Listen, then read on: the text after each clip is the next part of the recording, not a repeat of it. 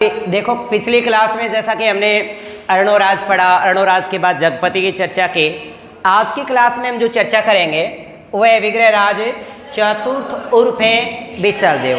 जैसे इनके शासनकाल की अगर हम बात करें तो शासनकाल एनसीईआरटी बुक में 1158 से लेकर 1163 तक दिए, पर इनका सही जो शासनकाल अगर हम पुष्टि करें तो 1163 से 53 से लेकर 1163, पर अगर पेपर में आता तो करना यही है 58 से 63 ही करिए। क्यों? क्योंकि एनसीईआरटी बुक को अगर वहाँ पे अपन स्रोत माने तो ये पर्सन अपना सही हो जाएगा। अब बात आती है किसी भी राजा को जब पढ़े हमन तो उस राजा की उपाधियों की बात करते हैं। अब सबसे पहले इनकी उपाधि बात करें तो वह है कवि बांधव, कवि बांधव या कवि बंधु या कटी बंधु। ऐसा क्यों? क्योंकि इनके राज दरबार में कवियों की मंडली रहती थी, इसीलिए इनको क्या कहा गया, कवि बांधव या कवि बंधु। ऐसा उल्लेख है अपने ज्ञानक करते हैं, ज्ञानक के द्वारा एक कृति लिखी गई पृथ्वीराज विजय, तो इसका उल्लेख पृथ्वीराज विजय में मिलता है। यानी इनकी कवि बांधव या कटिबंधु या कवि बंधु जो उपाधि उसका उल्लेख ज्ञानक अपनी कृति पृथ्वीराज विजय में करता है। किसमें करता है? पृथ्वीराज विजय में। इसके बाद इनकी जो अगली उपाधि वो है कंठावरण, कंठावर्ण। इन्होंने 1153 ईस्वी को सरस्वती कंठावर्ण संस्कृत पाठशाला का निर्माण करवाया और स्वयं ने कंठावर्ण उपाधि धारण की। तो दूसरी उपाधि इनकी क्या है? कंठावर्ण। तीसरी उपाधि इनकी है विष्णु का अवतारी। विष्णु का अवतारी इन्होंने दिल्ली शिवालिक अभिलेख के अंतर्गत स्वयं धारण करता है। अब ये दिल्ली शिवालिक अभिलेख जिसको प्राचीन काल में टोपरा अभिलेख कहा जाता था, हरियाणा के अंतर्गत है, हरियाणा में आता है टोपरा स्थान, वहाँ पे एक अभिलेख लगा हुआ था अशोक कालीन जिसे टोपरा अभिलेख कहा गया। उसके बाद उसके ऊपर विग्रहराज स्वयं भी लिखवा देते हैं कुछ, और उसको बाद में जब एक फिरोज शाह नामक शासक हुए दिल्ली के, फिरोज शाह उसको फिर दिल्ली की शिवालिक पहाड़ियों फिरोज शाह नगर में लगवा देते हैं। वर्तमान में इसे दिल्ली शिवालिक पर्वत श्रेणियों के अंतर्गत आता है, तो दिल्ली शिवालिक अभिलेख, दिल्ली शिवालिक अभिलेख में लगा हुआ। दूसरी इसको एक उपाधि अलग से है, वो है तुरुष्क जीत। तुरुष्क जीत का उल्लेख राजशेखर अपनी करती प्रबंध कोश, जबकि आप अच्छे से जानते हो कि राजशेखर मेंदरपाल और महीपाल के दरबारी विद्वान है, और राजशेखर संस्कृत के आचार्य थे और महेंद्रपाल के गुरु थे, महेंद्रपाल के गुरु। ये प्रतिहार शासकों के काल में वह राजशेखर। अब राजशेखर की करते हैं, जरूरी नहीं कि प्रबंध कोश हो, जैसे काव्य मीमांसा है, कर्पूर मंजरी है, विंसाल बंजिका, बाल रामायण, बाल भारत, भुवन कोश, प्रबंध कोश और हरे विलास और प्रचंड पांडव। ये किस किस की करती है? राजशेखर। और राजशेखर किसका दरबारी विद्वान है? महेंद्रपाल और महीपाल। इसके बाद एक उपाधि धारण करता है ये बिसलदेव, बिसलदेव। स्वयं विग्रहराज चतुर्थ ने बिसलसर नगर या बिसालिया झील अजमेर में बनवाई, और स्वयं ने कौन सी उपाधि धारण की? बिसलदेव। बिसलदेव इनका नाम नहीं है, बिसलदेव इनकी उपाधि है, यानी विग्रहराज चतुर्थ उर्फ है बिसलदेव लिखते हैं, तो बिसलदेव के नाम से जाने गए। बिसलदेव इन्होंने खुद ने उपाधि धारण की। अब चौहान वंश में सबसे शक्तिशाली शासक हुए, चौहान वंश में सबसे शक्तिशाली शासक रहे। इन्होंने दिल्ली तक को अधिकार में ले लिया था, दिल्ली को जीता और दिल्ली के तोमर वंशी तंवर को हरा दिया, अपना सामंत बना लिया था। यानी विग्रहराज चतुर्थ ने दिल्ली वालों को भी अपना सामंत बना लिया था। इसलिए चौहान वंश का सबसे शक्तिशाली शासक है वो है विग्रहराज चतुर्थ, और चौहान वंश का जो स्वर्ण काल माना जाता है वो भी विग्रहराज चतुर्थ का ही काल माना जाता है। ऐसी बात अपने एक इतिहासकार हैं चूरू के दशरथ शर्मा, दशरथ शर्मा मोदी जी कहते हैं कि चौहान वंश का जो गोल्डन जो ईयर है, गोल्डन जो समय है, गोल्डन टाइम जो रहा है वो किसका काल रहा है? विग्रहराज चतुर्थ का काल रहा। इसके बाद हम नेक्स्ट बात करें तो विग्रहराज की कृति आती है। विग्रहराज की कृति हरिकेली, हरिकेली कृति लिखता है। हरिकेली एक नाटक है। अब विग्रहराज ने हरिकेली नाटक जो संस्कृत भाषा में लिखा, संस्कृत भाषा में, और ये किससे प्रेरित होकर लिखा, तो उन्होंने प्रेरित होकर लिखकर रखा था 12वीं के किराता जूनियम से प्रेरित होकर लिखा था। आपको इतना याद रखना है कि हारी के लिए क्या है, एक नाटक है। हारी के लिए नाटक किसने लिखा है, विग्रहराज चतुर्थ ने लिखा है। कौन सी भाषा में लिखा है, तो संस्कृत भाषा में लिखा है। इसमें उल्लेख क्या है, शिव और अर्जुन के महाभारतकालीन युद्ध का उल्लेख है, महाभारतकालीन युद्ध का। जबकि इसका उल्लेख 12वीं कैसे करते हैं, 12वीं के अंदर जो लिखा था 12वीं ने किराता जूनियम। अब किराता जूनियम में 2 वर्ड होते हैं, एक किरात और एक है अर्जुन जमा में इयम, यानी किराता जूनियम में किरात जमा में अर्जुन जमा में नियम। इसका मतलब किरात का मतलब होता है शिकारी, यानी अर्जुन यहाँ पे शिकारी रूप में शिव के साथ लड़ जाते हैं, शिकारी के रूप में धारण किए वे शिव यहाँ पे अर्जुन के साथ लड़ते दिखाए जाते हैं। किसके अंदर है, 12वीं के किराता जूनियम। 12वीं के किराता जूनियम में शिव शिकारी का रूप वेश धारण करते हैं और स्वयं अर्जुन से लड़ जाते हैं। ऐसा उल्लेख 12वीं ने अपनी करती किराता जूनियम में लिखा। इसी से प्रेरित होकर हरि के लिए नाटक विग्रहराज चतुर्थ ने लिखा। पर विग्रहराज चतुर्थ ने इस नाटक को किसी कागज में नहीं लिखा। हरि के लिए नाटक को इन्होंने 2.5 दिन का झोपड़ा जो 1153 ईस्वी को संस्कृत पाठशाला के नाम से बना था, उसकी दीवारों पर लिखवा दिया। किस पर है, दीवारों पर। तो हरि के लिए नाटक किस पर अंकित है, 2.5 दिन के झोपड़े पर अंकित है। आधा ये राजा राम मोहन राय स्मारक है जो ब्रिस्टल शहर है इंग्लैंड में बना, उसकी दीवारों पे आधा लिखा हुआ है। इसके बाद इनके दरबारी विद्वान आते हैं और दरबारी विद्वान इनका है सोमदेव। सोमदेव यानी दरबारी विद्वान विग्रहराज का है तो वो कौन है, सोमदेव। जबकि एक अपन पढ़ते हैं नरपति नालय, नरपति नालय विग्रहराज चतुर्थ का दरबारी विद्वान है नहीं है। तो फिर हम पढ़ क्यों रहे, इनकी करती पढ़ेंगे अपन। तो सबसे पहले बात करें सोमदेव की। सोमदेव इनके दरबार में दरबारी विद्वान थे और सोमदेव ने करती लिखी थी जिसका नाम ललित विग्रहराज। कौन सी करती है, ललित विग्रहराज। अब ललित विग्रहराज भी एक नाटक है। वहां पे बसंत पाल नामक एक शासक हुए और बसंत पाल की पुत्री थी इंदरपुर की, इंदरपुर यानी दिल्ली के नजदीक का जो एरिया था वो इंदरपुर कहलाता था। तो बसंत पाल की जो पुत्री इंदरपाल, बसंत पाल की पुत्री इंदरपुर की राजकुमारी देसल के साथ प्रेम प्रसंग है, यानी विग्रहराज जब उसे प्रेम करते थे, आपसी संवाद है।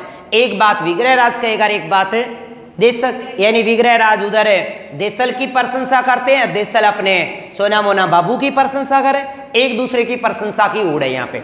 यानी विग्रहराज तो प्रशंसा करता है देसल की और देसल प्रशंसा करती है इंद्रराज विग्रहराज की, और इस प्रशंसा प्रशंसा में दोनों क्या कर बैठे होते हैं एक दूसरे से प्रेम। अब यहाँ पे प्रेम प्रसंग का उल्लेख।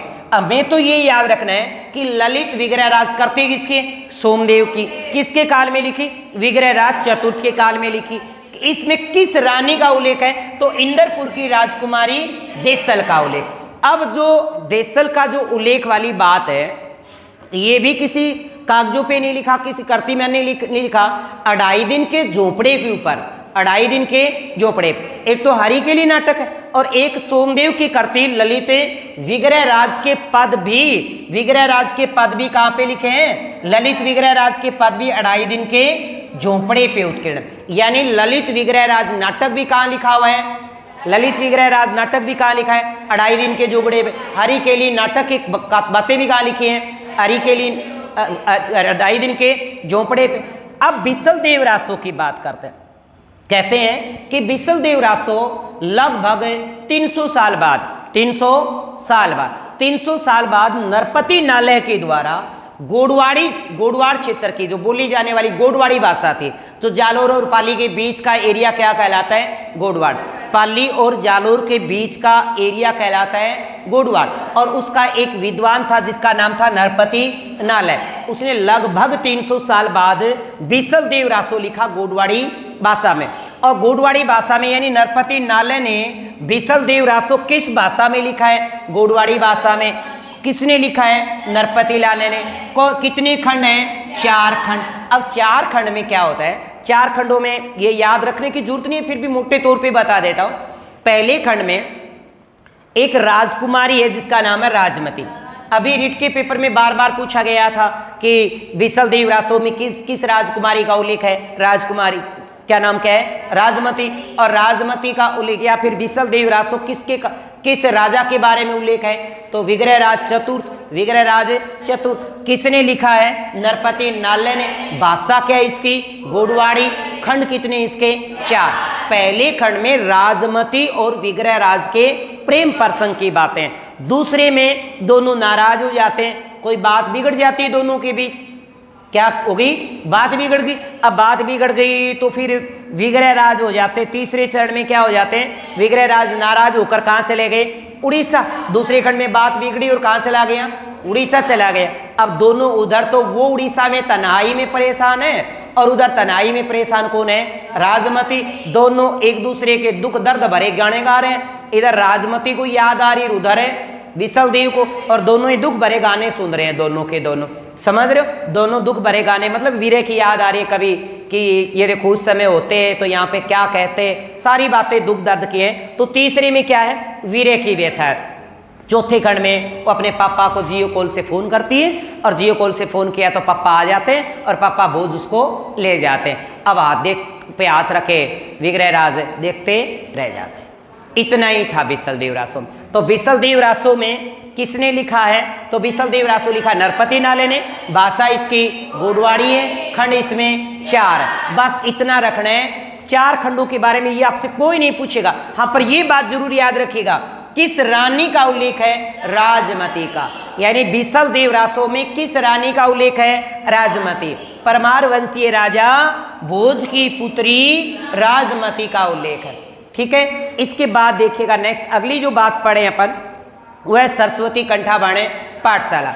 1153 ईस्वी को विग्रहराज चतुर्थ ने सरस्वती कंठाबाण संस्कृत पाठशाला का निर्माण करवाया। किसने करवाया, विग्रहराज ने। और इस सरस्वती कंठाबाण संस्कृत पाठशाला के अंदर एक मंदिर बनवाया सरस्वती जी का, वो सरस्वती मंदिर कहलाया। इसी सरस्वती मंदिर के अंदर दीवार पे एक अभिलेख लिखवा दिया, वो कहलाया सरस्वती मंदिर अभिलेख, सरस्वती मंदिर अभिलेख, जिसके अंदर चौहानों की जानकारी मिलती है। अब उल्लेख क्या है इसमें, उल्लेख विग्रहराज चतुर्थ ने सरस्वती कंठाबाण पाठशाला के अंतर्गत जो सरस्वती मंदिर अभिलेख लिखवाया, उसमें क्या लिखवाया, उन्होंने लिखवाया कि हम तो सूर्यवंशी हैं। क्या है, सूर्यवंशी। एक बात तो लिखवाता है सूर्यवंशी, साथ ही साथ कहता कि मालव के एक राजा रहे हैं चैवान, हम तो चैवान की संतान है। किसकी संतान है, अपने आप को सूर्यवंशी कहते हैं, और मालव मध्य प्रदेश में एक चैवान नामक एक शासक हुआ, उसकी संतान भी बता रहे हैं साथ साथ। पर एक बात और लिखवाता है इसके अंदर कि इक्ष्वाकु जो वंश है वो श्री राम वाला है। किसका है, श्री राम का। और श्री राम के पुत्र है कुश, यानी देखो दशरथ का जो वंशज है वो इक्ष्वाकु वंश का है, और कुश है वो श्री राम का वंशज है। तो ये कहते हैं कि इक्ष्वाकु वंश के कुश के वंशज हैं। यानी अगर दशरथ श्री राम, मर्यादा पुरुषोत्तम श्री राम अगर सूर्यवंशी हैं तो हम भी क्या है, सूर्यवंशी। अब बात सरस्वती मंदिर अभिलेख के, वर्तमान में सरस्वती मंदिर अभिलेख है राजपूताना म्यूजियम अर्थात मैगजीन दुर्ग में रखा हुआ है। कहाँ रखा हुआ है, मैगजीन दुर्ग में। अब सरस्वती कंठाबाण संस्कृत पाठशाला की दीवार पे 2 चीजें लिखी हैं, एक तो हरि के लिए नाटक लिखा गया और एक ललित विग्रहराज की पंक्तियां लिखी गई हैं। अब इसको 1192 में जब मोहम्मद गोरी तराइन के दूसरे युद्ध के बाद जीत जाते हैं और अजमेर पर अपना अधिकार जमा लेते हैं, तब यहाँ पे कुतुबुद्दीन ऐबक को वहाँ का प्रशासक बना दिया जाता है, और कुतुबुद्दीन ऐबक इस सरस्वती कंठाबाण संस्कृत पाठशाला को तुड़वा देता है, और तुड़वा करके इसे एक मस्जिद का रूप दिया, जिसे 2.5 दिन का झोपड़ा कहा गया, जिसका वास्तुकार था अबू बकर इसके वास्तुकार रहे हैं।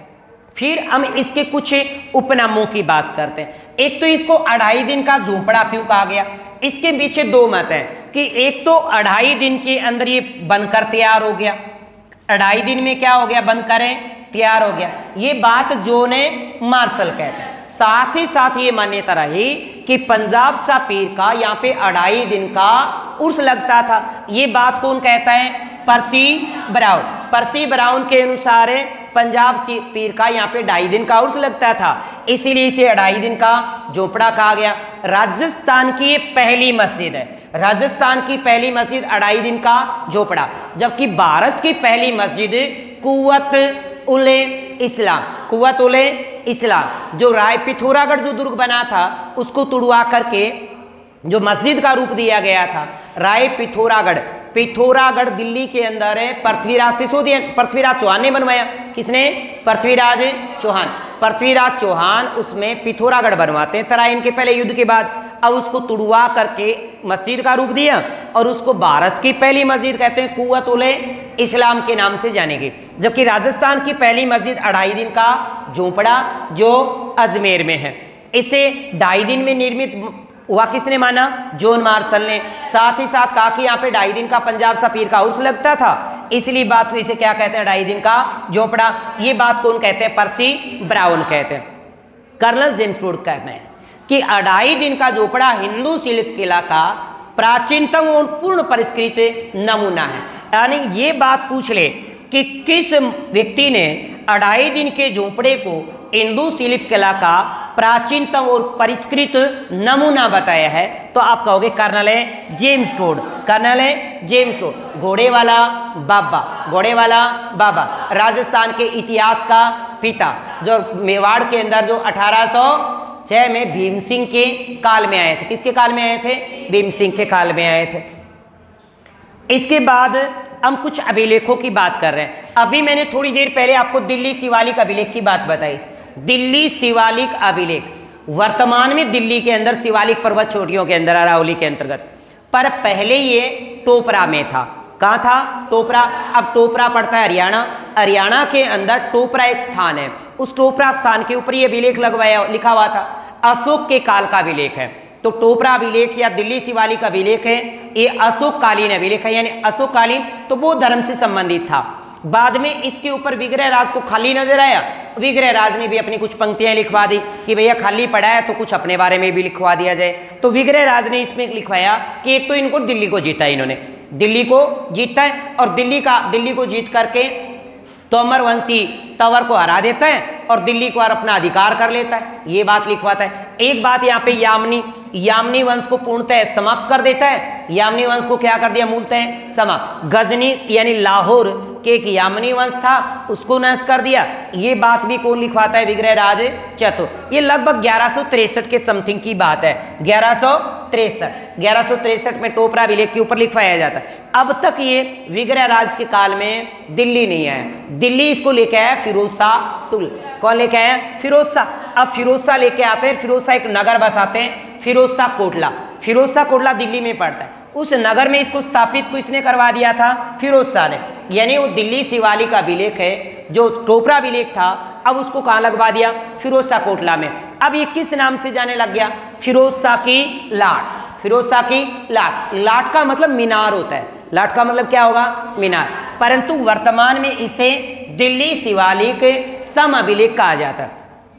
विग्रह राज चतुर्थ इसमें बात लिखते हैं, ये बड़ी गजब बात है। और एक ये वाली बात कि विग्रह राज ने जबालीपुर अर्थात जबालीपुर या जाबलीपुर का नाम बदलकर क्या कर दिया था? जवालापुर। तो किस अभिलेख के अनुसार विग्रह राज चतुर्थ ने जाबलीपुर का नाम या जबालीपुर का नाम बदलकर जवालापुर कर दिया था? तो उत्तर होगा आपका दिल्ली शिवालिक अभिलेख या फिर टोपरा अभिलेख या फिर फिरोज शाह की लाट। बात एक ही है, बात एक के है। विग्रह राज चतुर्थ इसमें लिखते हैं कि मैंने तुर्कों को अटक नदी तक सीमित कर दिया है। मैंने तुर्कों को अटक नदी तक सीमित कर दिया है। आशा करता हूं कि मेरे बाद आने वाले शासक भी इन्हें अटक नदी तक ही सीमित रखेंगे। यानी अटक नदी जो अपना पाकिस्तान वाला एरिया, उसके बाहर एक नदी निकलती थी, उस नदी से इधर तुर्कों को नहीं आने दिया। किसने? विग्रह राज चतुर्थ ने। इसके बाद दिल्ली आंसी विजय की बात। दिल्ली को जीता, आंसी को जीता। अब दिल्ली को जीतता है विग्रह राज 1157 ईस्वी को तोमर वंशी। मैंने अभी आपको एक बात बताई थी कि दिल्ली को जीत लेता है और दिल्ली को जीतकर दिल्ली के तोमर वंश के शासक तंवर को हरा देता है। और तंवर को अपना क्या बना लिया, सामंत। तंवर को अपना सामंत बना लिया, बोलिए आज से आप हमारे अधीन रहोगे और आज के बाद आपको जो भी काम होगा, अजमेर अपनी राजधानी रहेगी और दिल्ली हमारा एक राज्य होगा, आप हमारे नीचे काम करोगे, आप हमें टैक्स दोगे। अब यानी विग्रहराज चतुर्थ ने दिल्ली के शासक को अपना सामंत बना लिया। तो तोमर वंशीय शासकों को सामंत बनाने वाला जो चौहान वंशीय शासक है वो विग्रहराज चतुर्थ है। और दिल्ली को क्या बना लिया था, एक अपना राज्य, और अपने अधिकार में ले लिया। इसके बाद विग्रहराज चतुर्थ असिका, असिका मतलब उस समय आंसी, आज इसको आंसी कहते हैं, पहले इसका नाम असिका। और इसका उल्लेख कहाँ मिलता है, बिजोलिया में। आपको पता है कि बिजोलिया अभिलेख में, बिजोलिया अभिलेख में दिल्ली का प्राचीन नाम दिल्ली का मिलता है, दिल्ली का मिलता है। अब ये दिल्ली का यही तोमर वंशीय राजा वाली बात लिखी है इसके अंदर। अब आपको ये भी पता होगा कि ललित विग्रहराज के अंदर एक गजनी के एक शासक थे जिसका नाम है अमीर खुसरो शाह था। क्या नाम था, अमीर खुसरो शाह। अमीर खुसरो शाह को हराता है और इसका उल्लेख मिलता है ललित विग्रहराज। तो प्रश्न पूछा जाए आपसे कि 1158 ईस्वी को गजनी से आए अमीर खुसरो शाह को किस चौहान शासक ने हराया, तो आपका उत्तर होगा विग्रहराज चतुर्थ।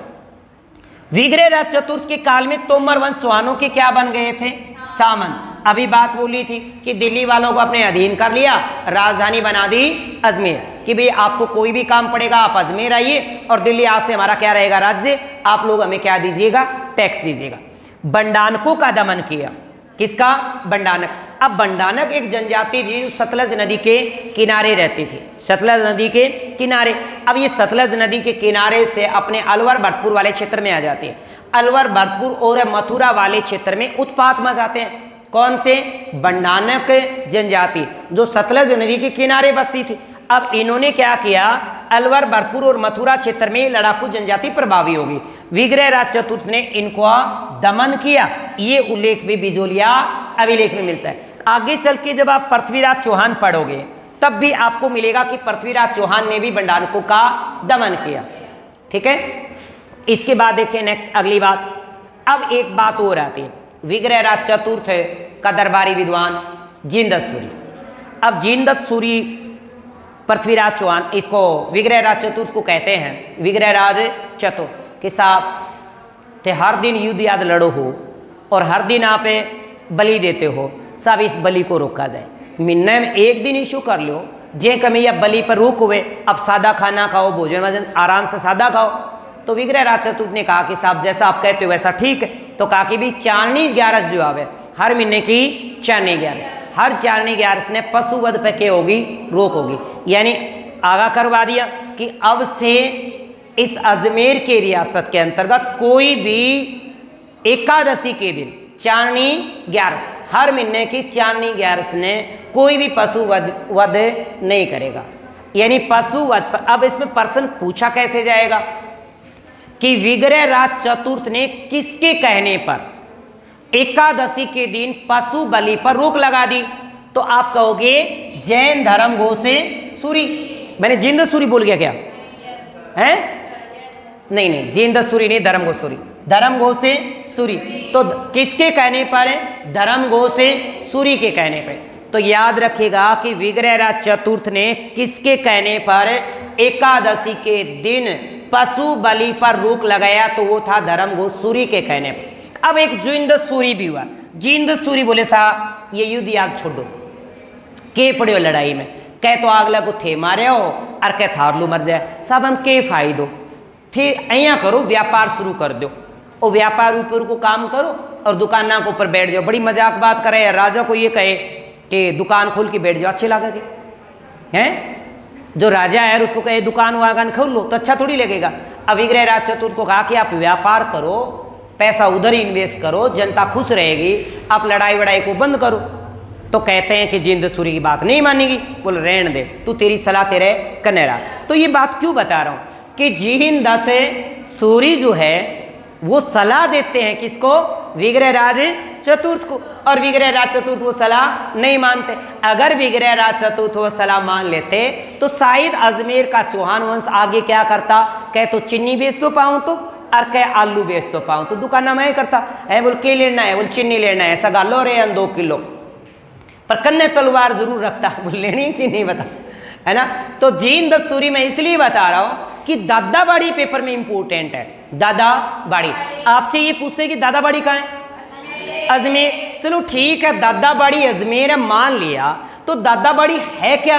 अरे ये जीन दत्त सूरी का समाधि स्थल है, इसलिए दादाबाड़ी बताई, जीन दत्त सूरी बताया कि दादाबाड़ी जो जीन दत्त सूरी वो किसके काल में हुए हैं, विग्रहराज चतुर्थ, जिसने विग्रहराज को व्यापार करने की सलाह दी थी, दुकान खोलने की सलाह दी कि दुकान खोल लो सा, पंसारी की खोल लो, कपड़े की खोल लो, जूतियां की खोल लो, दुकान खोल लो, व्यापार करो माली तरिया। अब दादाबाड़ी कहाँ है? तो आपका उत्तर होगा दादाबाड़ी अजमेर। दादाबाड़ी किसको समर्पित है? जीन दत्त सूरी को समर्पित है। अब विग्रहराज चतुर्थ का एक बेटा जिसका नाम नागार्जुन है, क्या नाम है? नागार्जुन। टिंगर नागो हो, नागार्जुन, नागार्जुन इनका बेटा है नागार्जुन। अब बेटा बोले का पापा सारे विद्वान भेड़ो करके मंडली बना लिया थे को, तो बोले बेटा तेरे जी माँ अवतरा करके कहते मानना तो कहेगा हो को नहीं, क्योंकि जवान छोरो जो कहीं मानने हैं पापा न्यू कहा कोचिंग में चल जाए। बोले ठीक है पापा कोचिंग में कौन जाऊँ, लाइब्रेरी में जाके बैठ के पढ़ गया हूँ, उड़े ठंडी आराम से छाया रहे है ना, एसी हो वैर थाने बताओ वाईफाई भी मिल रहा है आजकल, फिल्म डाउनलोड कर लिया पापा थाने के बेरो थाने देखी ना कोई और ने है, थाने के बेरो फिल्मा को है, नई नई फिल्म डाउनलोड करके ले आओ, नई नई फिल्म देखो, नया नया गाना नया नया बजाना। तो एक विद्युत मंडली बनवाई, विद्वाना की एक मंडली बनाई। बोल पापा सरी देखो मैं विद्वाना बेड़ा कर दूंगा, पर थाने अध्यक्षता कान करनी पड़ेगी, थाने नहीं करनी पड़ेगी, अध्यक्ष होगा थे। बोले बेटा ठीक है तू कह उतरा कर लेंगा।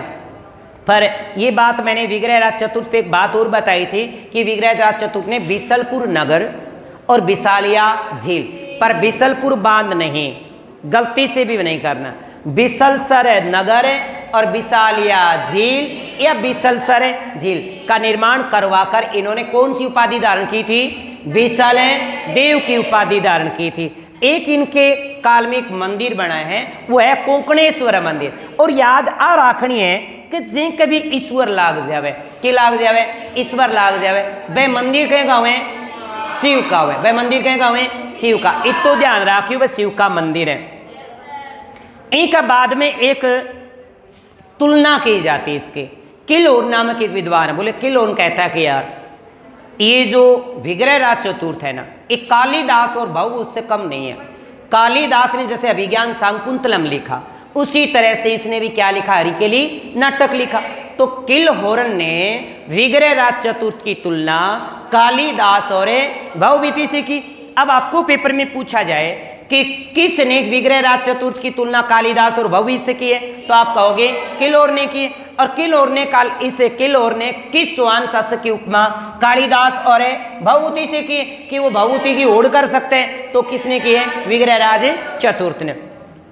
अब विग्रहराज के बाद जो राजा बनता है वो पृथ्वीराज द्वितीय बनता। अब ये पृथ्वीराज द्वितीय किसका बेटा है? जगपति का। और जगपति किसका भाई है? विग्रहराज चतुर्थ का। अब विग्रहराज चतुर्थ के बाद उनके भाई का बेटा, यानी उनका भाई था जगपति और जगपति का भाई बेटा था पृथ्वीराज द्वितीय। अब ये जो अपर गांगे है, अपर गांगे जो रहा है ये किसका बेटा है? अपर गांगे विग्रहराज। उधर विग्रहराज और दोनों आपस में क्या बने? भाई भाई, विग्रहराज पृथ्वीराज चौहान। अब पृथ्वीराज द्वितीय जो है, पृथ्वीराज द्वितीय, ये शासक यहाँ से अपने अपर गांगे को हटाता है और खुद बन जाता है, पेपर में कभी नहीं पूछा जाएगा। पर बात यहाँ पे एक विशेष आएगी, कभी आपने पढ़ा नहीं पढ़ा पता नहीं। एक पृथ्वीराज हम प्रथम पढ़े जिसके काल में मंत्री हटड़ रहा, कौन रहा? हटड़, जिसने जीण माता का मंदिर बनवाया।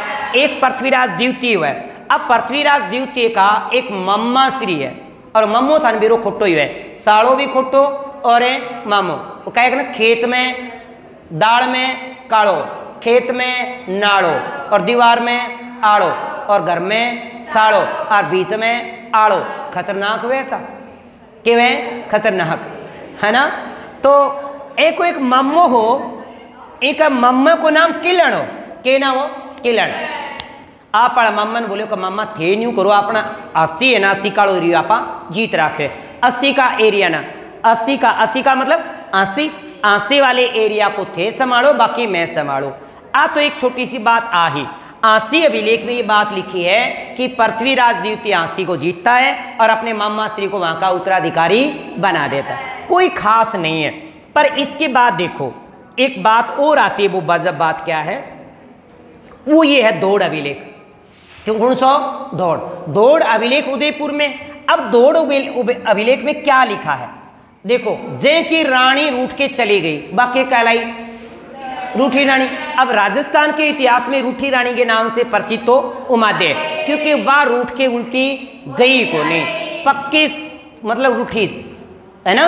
अब एक बार भी दर्शन कौन करे उनका, कहगा मालदेव का, देखियो भी को नहीं उन टाइम में कॉल हो तो अगली बेरू को नहीं वीडियो कॉल कर लेती, कमर जाना दुखी तो मैं भी पाऊँ, दुखी तुम भी है, चल आप एक दूसरे ने देख लिया। पर राजस्थान के इतिहास में रूठी रानी के नाम से प्रसिद्ध कौन रही? उमादे। बाकी देखो रूठी रानी के आज तो कमी को नहीं है। अगर न्यू मान लो अटेची लेके चलना नागरी बस स्टैंड सर गेला गेला पति देव है तो सोच लो रूठी रानी जाना नागरी है ना। और वो बेला मारा कर रुक जाए बावड़ी आज ना काल चल जाए, है ना, कोई बात नहीं, गलती होगी उज्जू को नहीं कमा, तो वह रूठी रानी है। एक बार कहें कि ए पृथ्वीराज से भी क्या होगी, देखो होती रही है, राजा महाराजा सोई तो थारा सोनी कोई कॉमन बात सी है। एक भी एक लुगाई तो राजा का तो लुगाई होगी, एक तो कही थी राजा के नुका, एक लुगाई थी तो बात गलत है। अब राजा के एक रानी थी, वह रानी क्या होगी? रूठ गई। अब बार रूठे बाद में उपनाम बताऊ हूं, दौड़ अभिलेख, दौड़े अभिलेख, दौड़ अभिलेख है को रूठी रानी मंदिर अभिलेख क्यों कहते हैं? यानी ये बात कि पृथ्वीराज की रानी जिसका नाम था सुहाव, यानी उन्हें पृथ्वीराज को नहीं सुहायो, अया याद रख लियो, पृथ्वीराज वाली बात उन्हें मजाक को नहीं सुहाई। आ बात उन मंदिर अभिलेख में भी लिखवा दी, दौड़ अभिलेख में न्यू मान लियो कहूँ के लगायो तो दौड़ गणे वाली रानी, सुहाऊ तो लगायो, के लगाऊं तो सुहाऊं तो के लगायो? दौड़ लगायो। अब दौड़ लगा के आ गई, बोले मैं तो ना आज जाऊं ना काल जाऊं। आ बात लिखवा दी रे दौड़ अभिलेख पर, ए बात अभिलेख को नाम भी के पड़ गयो रूठी रानी मंदिर अभिलेख, रूठी रानी मंदिर अभिलेख। अब ये मंदिर जो बनवाया है ना दौड़ मंदिर, ये बनवाया पृथ्वीराज ने, किसने लिखा?